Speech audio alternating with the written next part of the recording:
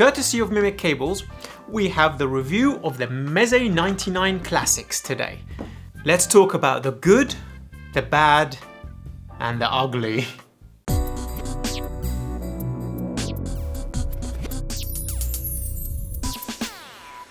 This unit comes in at $299.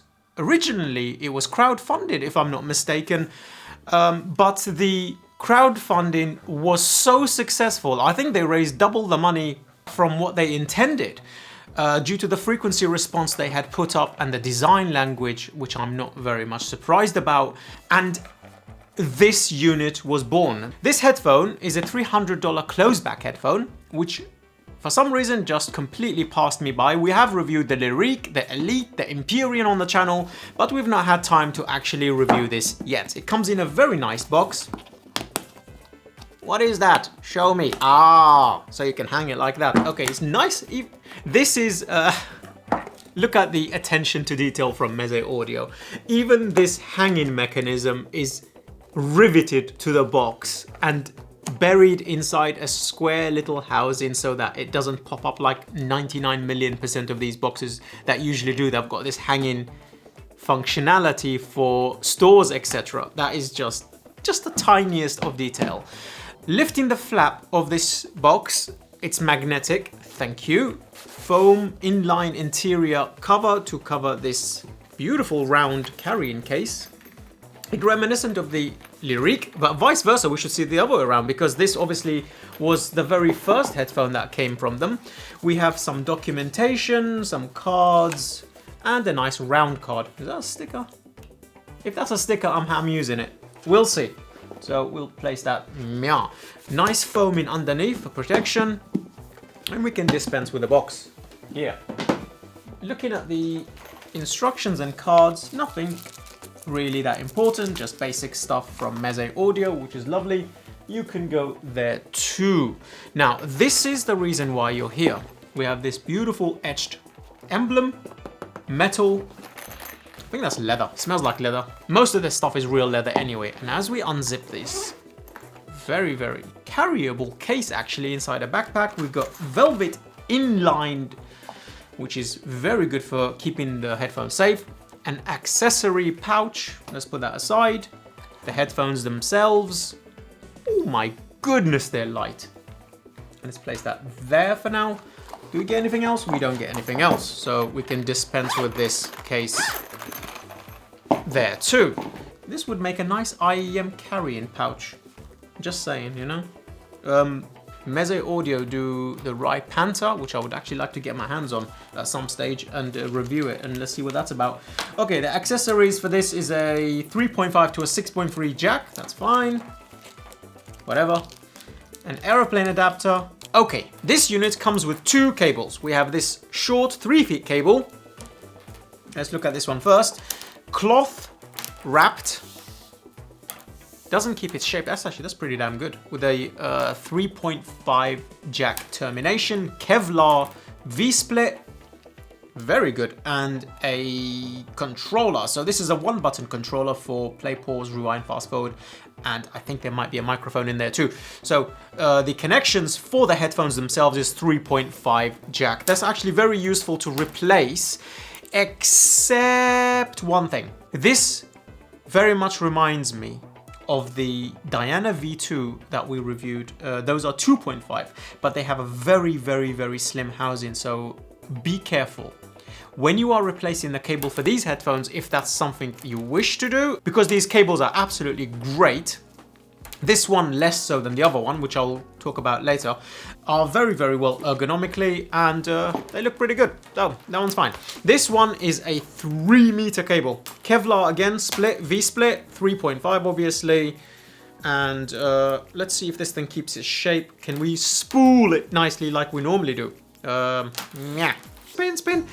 And yes, we can. That one's pretty good too. Not bad. Finally, let's actually get onto the headphones themselves. So, a hardware tour. These headphones weigh 260 grams.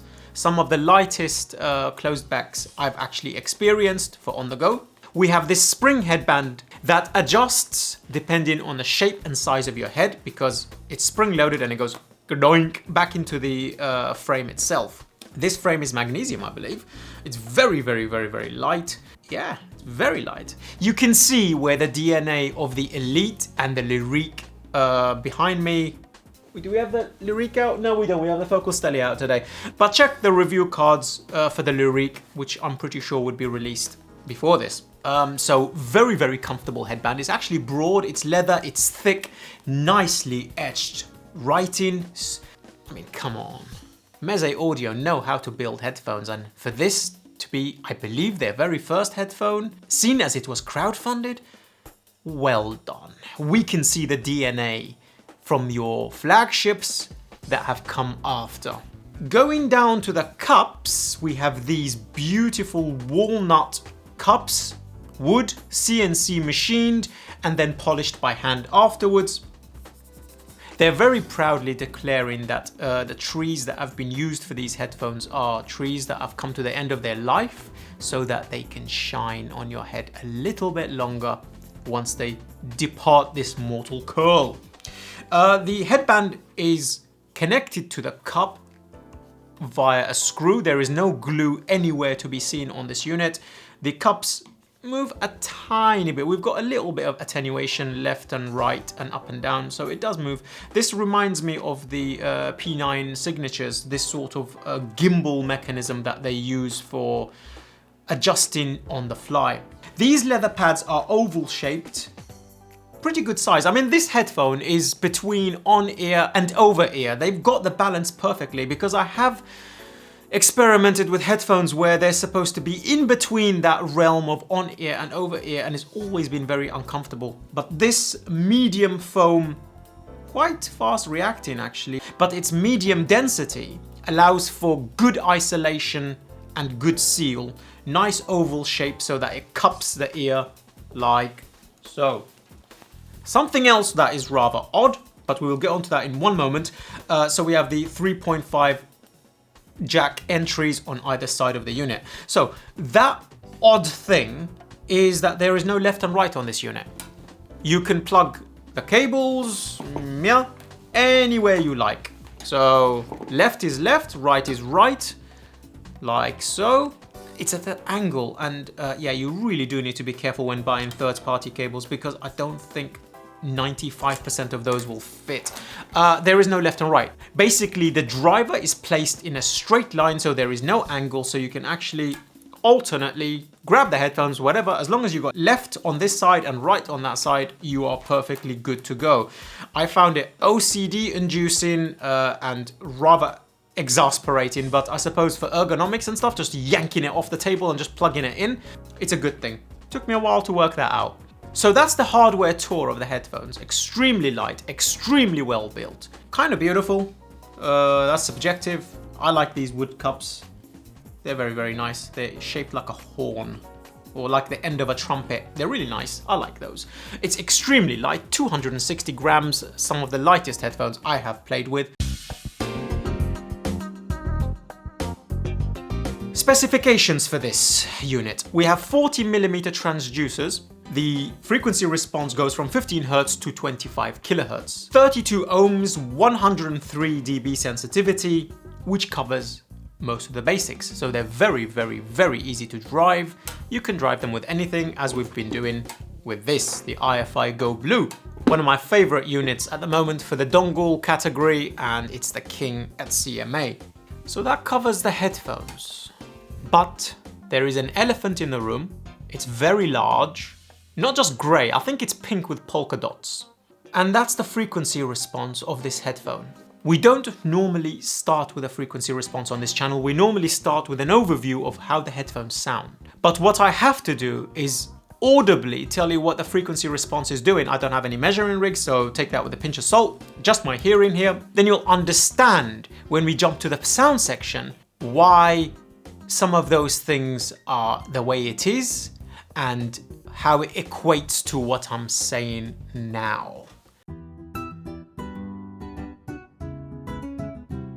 There is a sub-bass shelf. Not only a shelf, more like a freaking balcony. You've got the sub-bass that is extremely, extremely elevated. We have an elevation in the mid-bass category from 150 Hertz to about 250 Hertz, and unfortunately the spike that happens in the mid-bass is at the upper ends of the sub-bass spectrum to the lower end of the mid-bass spectrum around that frequency, and it's really elevated, which for 8 genres out of 10 comes out very bloated. It's overly large, it's overly forward, and in combination with that massive sub-bass balcony shelf, to those of you who can't stand other words, is not a fan. Really not a fan. And then climbing up to the upper bass region, we've got an elevation there again as well. So the bass is literally going uphill. The soundscape of the bass region is sub-bass, mid-bass, upper bass on an elevation slope, and for pretty much everything, this is bad news bears, especially in a closed back because of dissipation. The mid-range is incredible for the price point of this category, the strongest part of the headphones. Lower mid-range is forward, then it nicely slopes. Mid-mids are balanced, and the upper mid-range is neither forward nor back. It's pretty straight up down the middle, according to my hearing. Treble region is rather laid back, smooth, articulate from the lower treble to the mid treble to the upper treble. The upper treble does not have too much air, but it doesn't feel too closed in. I never felt like my eardrums were clenching like the way it does with some headphones when there is far too much air up there. It's a very smooth experience, depending on the songs, the genre, and the type of your music you're listening to. So, setting aside the frequency response, let's actually talk about how this thing actually sounds. A lot of people say this is a very balanced headphone. I don't know how they've come to that conclusion. It really isn't. It's a fun headphone, but balanced, not by a long shot, unless there is something wrong with my drivers, or it's these drivers specifically. Like we stated, the bass region is so elevated. The mid-range is beautiful. The treble region is laid back. But using pop songs, just general pop songs, which is what I listen to in the morning as I'm just walking about the house, I'm doing the finance side of the business and that kind of thing. Most of the music I usually listen to is from Eastern Europe, and it did not play nice. We have too much of the mid bass. It's too forward. It's like the tuning for these headphones was made with 100 tracks in mind, somebody's one and only playlist, and they tuned these headphones specifically for those tracks. Because you end up shuffling more tracks if your library is random like mine is, from every genre and every part of the world, to find the best one. It goes from ugly to beautiful. But those tracks that do work with it, I'm actually very surprised at the performance of these headphones. The drivers are clean, it's just the frequency response that's wonky. Taking one of my favorite bands into consideration for this, Infected Mushroom. I think this is an Infected Mushroom closed back headphone for training. I mean, I would like to use this at the gym, but that leather is not good company for sweat. So do that at your own risk. But for Infected Mushroom, electronic music, it's wonderful. You've got massive sub-bass rumble. Good texture as long as there's only one or two instruments and it doesn't get too convoluted. And if the spatial presentation is done well within the track, this actually does bring it forth. MEZE Audio are incredibly good at imaging and layering. It's one of their strengths, and it's funny. It started with this. Very surprised. That sub bass is good for electronic music. Climbing up to the mid bass, if the track is mixed with a little bit of elevation in the mid bass region, just at the point where sub bass rolls off and we enter mid bass territory, it becomes overly bloomy and forward. So much so, it actually creates this bloom with the sub bass and with the upper bass region. But with electronic music, most of the time mixed very well balanced and mixed in a lean manner, the way Infected Mushroom and Monster Cat is, you get good articulation, fantastic punch from the mid bass and good rumble and good texture from the sub bass, like a proper subwoofer-esque. This is a headphone for bass heads. This is the general consumer's idea of what a good headphone should sound like. It reminds me of Beats, but in a good way, and reminds me of like Bose and that kind of stuff in a good way. Sorry, but it does. It's like Beats, but done well. Unfortunately, I like it, I enjoy it, but it's not one of my favorite headphones. The funny thing is, for those genres that it does work well, or for those individual songs it does work well with, like jazz and pop and stuff that you randomly find in your library, it shocks you how good and clean and clear the sonic nature of these drivers are. It's impressive actually. And I think that's conducive to the sub bass and to the mid-range and to the layering and imaging. Those three combo work well on a lot of tracks. But where were we? Upper bass region. The upper bass region is forward so that it does bleed into the lower mid, because the lower mid is forward as well. So they create this cone shape, unfortunately. But for lean, mixed tracks, it leads good credence and a good amount of texture and attack for the treble region so it doesn't sound overly thin. So the bass region is very hit and miss. Electronic music, yay. Everything else, no. Single or triple instruments within a band, like a cello, guitar, and a violin, lovely. Mid-range is one of its strengths, because it ties into its imaging and layering and the stage. So when you find that random track, a couple from Infected Mushroom I have found, which I will put in the description for you guys to check out, and please let me know what your experience of these headphones have been down in the comment section. You get this semblance of the mid bass slightly leaning back, so it's got incredible punch and attack. You got elevation in the sub bass with good texture and good imaging and a massive amount of presence, and then you got the beautiful neutral, nice mid-range where everything's clear, open, defined, layering and imaging exceptionally well. And you think, how can a headphone go from such weakness to such strengths within a span of 2 songs? But unfortunately, that's the experience I've been having. They do scale up well. I've been going from the IFI Go Blue on a daily basis to the firm stack behind me, the Hipsos and the Benchmark DAC3 obviously, and the Hugo TT2 and the M Scaler over there. So it does scale up quite well, but it's so genre bound and specifically bound to specific songs, I can't really tell you how it sounds overall, but only what it does to specific songs and or specific random genres. The treble region is rather smooth.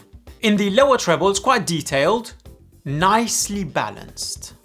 And the upper mid-range is neither too forward nor too back, so together they form this beautiful smooth rise, going up to the mid-treble where you get nice texture, nice grit of bows and strings, and you get nice separation of the upper spectrum.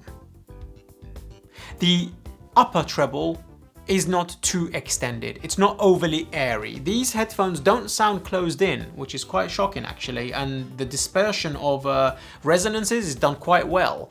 I think it's down to these walnut cups. It's pretty dense. So dampening must be done quite well inside these. I wish I could open one up, but the pads are glued on. You can't change these pads, so unfortunately we can't investigate. But it's a nice sounding headphone when you have the right tracks. When you have strings and vocals, maybe something from London Grammar, they really do punch above their weight for $300. That bass is good when the right track hits. I love these. I actually bought them from Mimic. Mimic Cables is a dealer in Benchmark, Ferrum, IFI, Deconi, Focal, and a myriad of other manufacturers' equipment. So if you are interested, all of his information will be down below, including these headphones. We don't get any kickbacks, we don't get any money, but show him your support. He has been supporting the channel right from the go, right when we only had 100 subscribers, and he is an absolute legend. Very good support. And I do appreciate everything he's done for this channel, because I honestly don't think we would be here without him. All the equipment that he's sent in for review, we've hit probably $70,000 to $80,000 worth in the last year. And if it wasn't for him, that would be almost impossible. So Mimic, a special thank you from me. I really do appreciate it. Going to vocals on these is hit and miss. Female vocals, unless it was mixed within the track, really laid back, that upper bass region makes it sound like half of the vocals in the lower register for females is inside a bucket. Not a fan. Not a fan at all. But if the vocals are mixed within the track, laid back, you find it's got good body, good texture, and due to the open nature of that mid-range and the layering and the imaging it provides, you get an experience that is far above $300. But like I stated, hit and miss, hit and miss, hit and miss, hit and miss. I don't think I've experienced 2 good songs in a row. It's always been one, skip 4, find another one, skip 10, find another one, change genre, go, oh God, what's happening? To another genre, go, ooh, oh really? You're doing well. The pads do need to seal properly. Male vocals are better than female vocals. The upper bass region does lead credence to that lower register of the chest, you know? You do get the rumble of the voice if the voice requires it. Good body. It's very vivid. All of MEZE audio headphones are very present and very vivid. Very unique melody meshed category. You do have to actually find the sweet spot on these drivers, and seeing as the driver is not really huge, you get very little room for moving the driver around your ears in line with your ear canal, but you really do have to move it. For me personally, I find the best spot is the forward lower part of the driver here is best to go here. And for me, that gives me the most balanced sound I can get out of these headphones. Tonally, these headphones are really good. The tonal balance is pretty good. Timbre is not bad at all. It just doesn't work with everything. But imaging and layering and staging, which I've alluded to a lot throughout this soliloquy, is one of its strengths. The stage is not very big, but the small space you do get around your head is so well articulated. Images are so well placed and they move so accurately within that stage. This performs at 3 times the price when the track calls for it and the track is mixed well and it's the right track, because it really does feel like somebody's tuned these headphones for like 75 to 100 tracks of their playlist and that's it, and said, nah, that's enough, I'm done, and ran away from the actual work itself. But yes, imaging is astonishingly good. When you're listening to a track that is all treble and mid-range and some sub-bass, with very little needed from the mid-bass territory and the upper bass territory, these headphones come alive and they really are astonishingly good. All of its problems come from that huge spike in the mid-bass range, which can take it from a very good headphone, very good, to very ugly. Like very, very ugly. So, the equipment we have used. Let's talk about those. On the IFI Go Blue, it sounds a little bit warm, a little bit dark. Everything's forward. Mid-range, bass, apart from a treble, that leans back. And it's a good experience, especially if you're into EDM. It's actually a very good experience, a very cheap experience, a very comfortable experience. I like it a lot for that. For house music, for electronic music, and occasionally for strings and a few instruments within a good track that's really well mastered, like two cellos, or listening to something like the Hans Zimmer collection. Throwing this on the oar with a Hypsos, adjusting the voltage to about 23.5 volts, normally the amplifier resides around 24, you get much better control, much better articulation in the mid-range, but a lot more treble focused, and the mid-bass really does come alive and come even more forward, and I don't like it. I've only liked this actually on the go compared to desktop setups. But what happens is you do get more resolution out of the driver, you get better imaging out of the driver, and you get more stage out of the driver. The performance obviously increases because of the DAC and because of the capability of that amplifier. I did not like it on the TT2 in the slightest, and I don't know why. It's a $10,000 freaking setup. It just didn't like it.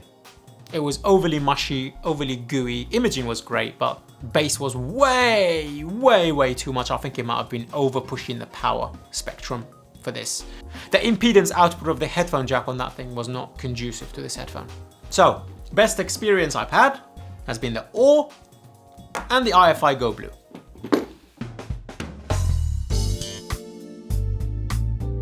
So let's talk about the caveats, which feels like this review has been half caveats, but let's point it out exactly.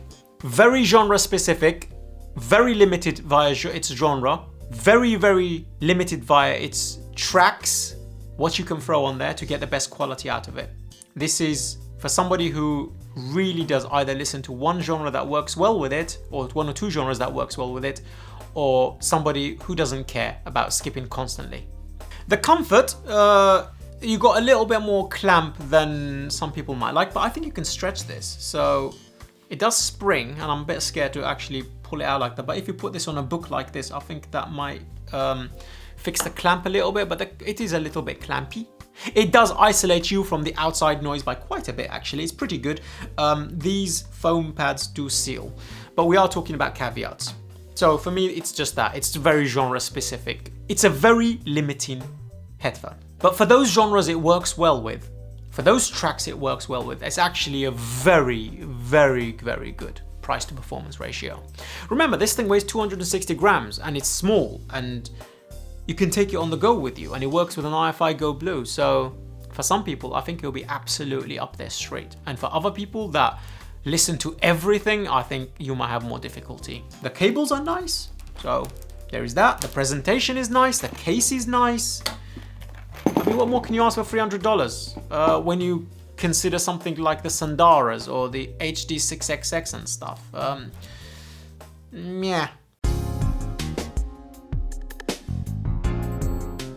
There is a headphone that costs a little bit more than this. This headphone is what the 99 Classics is fighting against. They're both extraordinarily light. This is much lighter though, but this is not heavier by much. This is absolutely beautiful. So it looks like a baby Verite closed. So I guess let's do a comparison. So the headband on the MEZE 99 Classics is far more comfortable, that can't be denied. This has got that channel foam, the way the Fostex 909s does, and yeah, not a fan. But the cups and the pads are bigger and more comfortable, and it's light and very nice. Very nice adjustment mechanism. This one does it via a spring itself, so that's really nice too. This is a bit bigger obviously, and it looks like this on the head. Very easily adjustable on the head, and also if you're wearing glasses it doesn't cause too much problems. And what's amazing about these TEAKs is the fact that you can pad roll. I've had Verite closed pads on here from the Auteur line, the hybrids and the leather one, lambskin one. It's been great. So it does change the sound quite a bit. Cups are beautiful. The cups are definitely not as insulated as these walnut cups.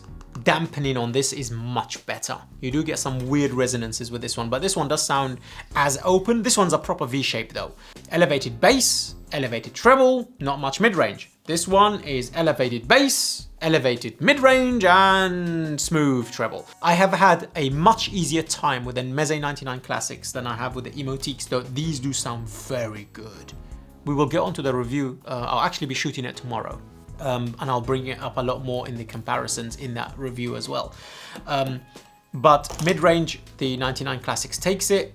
Sub-bass, the 99 Classic takes it. Mid-bass, the TEAK takes it. Treble region, I prefer the 99 Classics because it's much smoother and it's much more laid back. This is far more aggressive. Imaging, 99 Classic takes it, though this is no slouch. Stage is bigger on here. Two very, very good headphones, to be honest with you, but this one's $500, $200 more than this one, so you have to bear that in mind. Unless you find this one used, this is cheaper. But this works, I think, with a lot more genres. That's the thing though. This does, though it's a V shape, and I do find it tiring after a while, it does work with a lot more genres. Okay, you can go over there. So what do we think of the MEZE 99 Classics? I think it was a very good start from MEZEAudio. I think you can see the DNA of their newer headphones in this old school first headphone. Now we have reviewed pretty much all of the MEZEAudio headphones, 99 Classics, Elite, Empyrean and Liric. Check out those reviews if you're interested. Score time. So the ambush of tigers are out. How many tigers does this kill it? For build, 4 tigers. It's very well built. I love it. Comfort, 3 strong tigers. Very comfortable. Sound, 1 tiger for the majority of genres and majority of music. 4 tigers for the handful of songs and for the handful of genres it works well with. It's that kind of void. It's ridiculous. Price is cheap. Closebacks are rare. Under $500. This does a really good job. It's just not conducive to a multi-genre, multi-track library. And if you found the experience different, please let me know in the comment section and why, and what you found, well, it works well with. Because remember, this is just one unit. There could be variations in the driver. This was their original, so. I will give this an overall score of 3 tigers. Not 3 strong tigers, 3 tigers that are tired at the end of the day and they just want their dinner and they've come home and the oven is broken. But they've given it 3 tigers. If you are interested in reviews like this, and if you are interested in supporting the channel, because due to the fact my baby sis, who was our camera lady prior to now, has moved to another country to teach. I am unfortunately in the position of hiring a professional camera person to do all our B-rolls and stuff, and they're very expensive. Our editor we need to pay for as well. And this is e-begging, by the way, so you can skip it if you're not interested. But that's where the money for Patreon goes to. It goes to our editor and our new camera person. So if you do find you like these reviews and you would like to see the channel grow and continue, consider joining our Patreon, where you get early reviews, access to the private Telegram chat, and access to me on a daily basis, where I will respond to you, not only via voice, but I'll be able to have a proper conversation with you about system builds, etc. And anything else in regards to personal training and nutrition, if you're interested in those things. And if not, all you need to do is watch this content, share it, like it, hate it, start a conversation down below. It really does help the algorithm and it really does help the channel grow. I'm Koji CEO. I will see you next time. Peace.